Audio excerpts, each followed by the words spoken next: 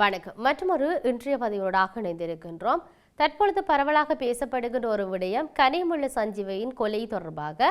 இக்கொலையினுடைய வழக்கு விசாரணைகள் தீவிரமாக இடம்பெற்றுக் கொண்டிருக்கின்ற இந்த பின்னணியில்தான் புதிய தகவல்கள் தற்பொழுது வெளிவந்திருப்பதை நாங்கள் அவதானிக்கக்கூடியதாக இருக்கிறது.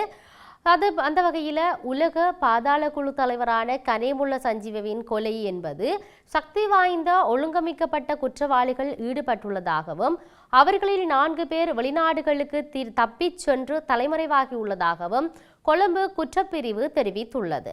இன்று கொழும்பு நீதவான் நீதிமன்றத்துக்கு இந்த விடயத்தை குற்றப்புலனாய்வு பிரிவு அறிவித்திருக்கிறது.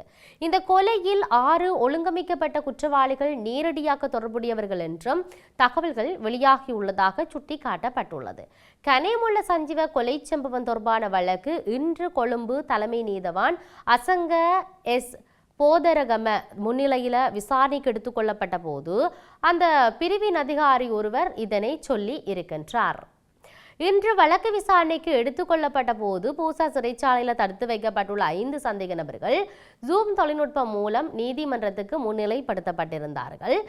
சந்தேக நபரான இசாரா செவ்வந்தி தப்பிச் செல்வதற்கு உதவியதாக சந்தேகத்தின் பேரில் விளக்கமறியில் வைக்கப்பட்டிருந்த 3 ஆண் மற்றும் 2 பெண்கள் சந்தேக நபர்கள் சிறைச்சாலை அதிகாரிகளால் நீதிமன்றத்தில் முன்னிலைப்படுத்தப்பட்டார்கள். இன்று வழக்கு விசாரணைக்கு எடுத்துக்கொள்ளப்பட்ட போது இதுவரை நடத்தப்பட்ட விசாரணைகளின் முன்னேற்றத்தை குறிக்கும் மேலதிக அறிக்கையை கொழும்பு குற்றப்பிரிவு அதிகாரிகள் நீதிமன்றத்தில் சமர்ப்பித்திருந்தார்கள். தடுப்பு காவலில் வைக்கப்பட்டுள்ள பல சந்தேக நபர்களிடம் விசாரணை நடத்தப்பட்டு அவர்களிடம் வாக்குமூலங்கள் பதிவு செய்யப்பட்டுள்ளதாகவும் அதன் அடிப்படையில் விசாரணைகள் நடத்தப்படும் என்றும் அந்த அதிகாரி சொல்லியிருந்தார். இந்த கொலை திட்டத்தை செயற்படுத்துவதில் 9 சக்தி வாய்ந்த ஒழுங்கமைக்கப்பட்ட குற்றவாளிகள் ஈடுபட்டுள்ளதாகவும் அவர்களில் 4 பேர் தடுத்து வைக்கப்பட்டு விசாரிக்கப்படுவதாகவும் காவல்துறையினர் சொல்லியிருந்தனர். மற்றொரு குற்றத்துக்காக பேலியகொடை புலனாய்வு பிரிவினரால் மற்றொரு சந்தேக நபர் கைது செய்யப்பட்டு விளக்கமறியலில் வைக்கப்பட்டுள்ளார். அவர்களை மறுநாள் நீதிமன்றத்தில் முன்னிலைப்படுத்த உத்தரவு பிறப்பிக்குமாறு நீதிமன்றத்திடம் அவர் கோரினார். இதற்கிடையில் காவலில் உள்ள சந்தேக நபர்கள் அதிகாரியால் கண்காணிக்கப்படுவார்கள் என்றும் சந்தேக நபர்கள் மீதான விசாரணைகளின் முன்னேற்றம் கோட்டை நீதவான் நீதிமன்றத்துக்கும் கொழும்பு நீதவான் நீதிமன்றத்துக்கும் 8க்கு தெரிவிக்கப்படும் என்றும் கோட்டை நீதவான் தெரிவித்திருந்தார். முன்வைக்கப்பட்ட உண்மைகளை கருத்தில் கொண்ட நீதவான் தற்போது விளக்கமறியலில் வைக்கப்பட்ட சந்தேக நபர்களை எதிர்வருகின்ற 21ஆம் தேதி வரை மேலும் விளக்கமறியலில் வைக்க உத்தரவிட்டிருக்கிறார். வெளிநாடுகளுக்கு தப்பிச் சென்று சந்தேக நபர்களை உடனடியாக கைது செய்து நீதிமன்றத்தில் முன்னிலைப்படுத்துமாறு காவல்துறையினருக்கு நீதவான் மேலும் உத்தரவிட்டமை இங்கு நாம் குறிப்பிடத்தக்க ஒரு விடயமாக இருக்கிறது. உண்மையில் ஸ்ரீலங்காவில் பல நகர்வுகள் இடம்பெற்றிருந்தாலும் இந்த கனிமுள்ள சஞ்சீவியினுடைய கொலைக்கு பின்னால் இருக்கக்கூடிய விடயங்கள் என்பது ஏராளம். புதிய விடயங்கள் வெளிவந்து கொண்டிருக்கின்றது. இன்னும் மிக முக்கியமானவர்கள் முதலைகள் போன்று முதலையானவர்கள் எல்லாம் ஒளிந்திருக்கின்றார்கள் என்று சொல்லப்படுகிறது. அரசியல்வாதிகள் இருக்கின்றார்கள் என்று சொல்லப்படுகிறது. ஆகவே நாங்கள் எல்லாத்தையும் பொறுத்திருந்து பார்க்க வேண்டிய தேவை இருக்கின்றது. கனிமுள்ள சஞ்சீவியினுடைய வழக்கு எவ்வாறு பேசப்படுகிறோ அதே போன்ற தாயகத்தில் நிறைய ஏராளமான அநீதிகள் இடம்பெற்றுக் கொண்டிருக்கிறது.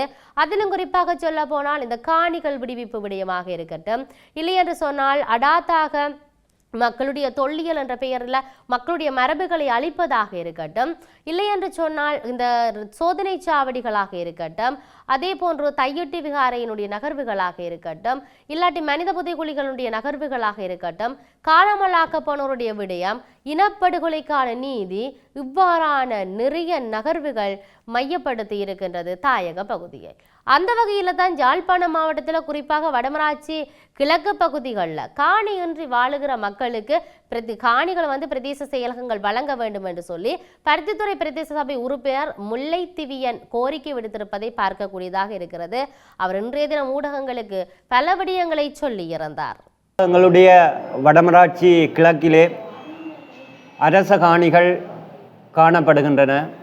அந்த அரச காணிகள் புதிதாக திருமணம் முடித்திருக்கின்ற அந்த தம்பதியினர்களுக்கு அந்த காணிகள் வழங்கப்பட வேண்டும் என்பது மக்களுடைய கோரிக்கையாக இருக்கின்றது.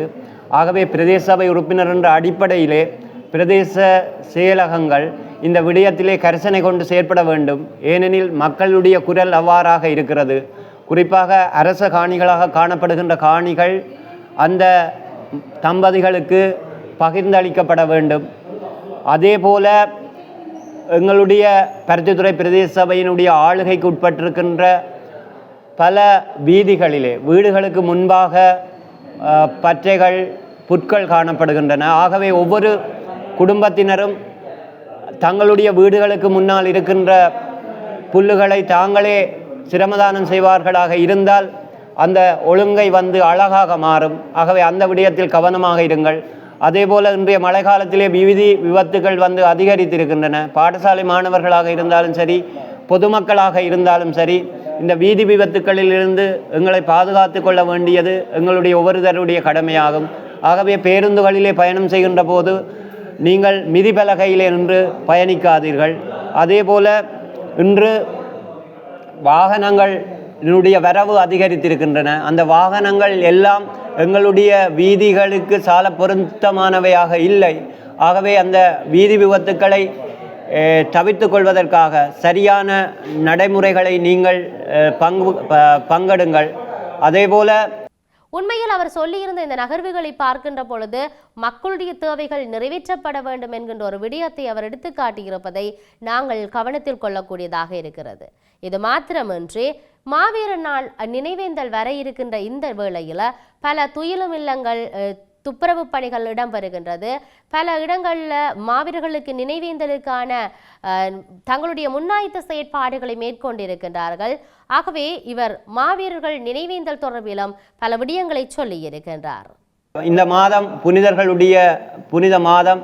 இந்த மாதத்திலே சிரமதான பணிகளை நாங்கள் அதிகளவு மேற்கொள்ள வேண்டும். அந்த மண்ணுக்காக உயிர் நீத்த அந்த மாவீரர்களுடைய கனவு மெய்ப்பட வேண்டுமாக இருந்தால் புனித இல்லங்கள் தூய்மைப்படுத்தப்பட்டு அவர்களுக்காக நாங்கள் சில நிமிடங்களை ஒதுக்கி அஞ்சலி செலுத்த வேண்டும் என கேட்டுக்கொண்டு, பருத்தித்துறை பிரதேச சபையின் ஆளுகைக்குட்பட்ட பிரதேசங்களிலே எங்களுடைய சமூக கலை கலாச்சார அதேபோல தூய்மையாக வைத்திருக்கின்ற செயற்பாடுகள் போன்ற பல செயற்பாடுகளை நாங்கள் உங்களுக்காக தோளோடு தோள் நின்று செயற்படுவோம் என ஆகவே எது எப்படி இருந்தாலும் நாங்கள் பொறுத்திருந்து பார்க்க வேண்டிய தேவை இருக்கின்றது. மக்களுக்கான காணிகள் வழங்கப்பட வேண்டும். அதே போன்று நினைவேந்தல் வரப்போகின்றது. அதற்கு எவ்வகையான நடவடிக்கைகளை அரசு மேற்கொள்ள போகின்றது? தடைகளை விதிக்குமா, இல்லாட்டி அவர்கள் அனுமதியை கொடுப்பார்களா? இல்லாட்டி இப்பொழுது கூட துப்புரவு பணிகள் இடம்பெறுகின்ற பொழுது பல மாவீரர் துயிலும் இல்லங்களில் பல இடர்கள் இடம்பெறுகிறது, பல தடைகளை ஏற்படுத்துகின்றார்கள். ஆகவே என்ன நடக்கப் போகின்றது என்பதை பார்க்க வேண்டிய தேவை இருக்கிறது. இதிலும் குறிப்பாக கனியமுள்ள சஞ்சீவனுடைய இந்த விசாரணை, கொலை வழக்கு விசாரணையானது எதிர்வருகின்ற 21ஆம் தேதிக்கு ஒத்திவைக்கப்பட்டிருக்கிறது. அதனுடைய நகர்வுகள் எப்படி நகரப்போகின்றது என்பதையெல்லாம் நாங்கள் பொறுத்திருந்து பார்ப்போம். மற்றும் ஒரு பதிவினூடாக சந்திப்போம். வணக்கம்.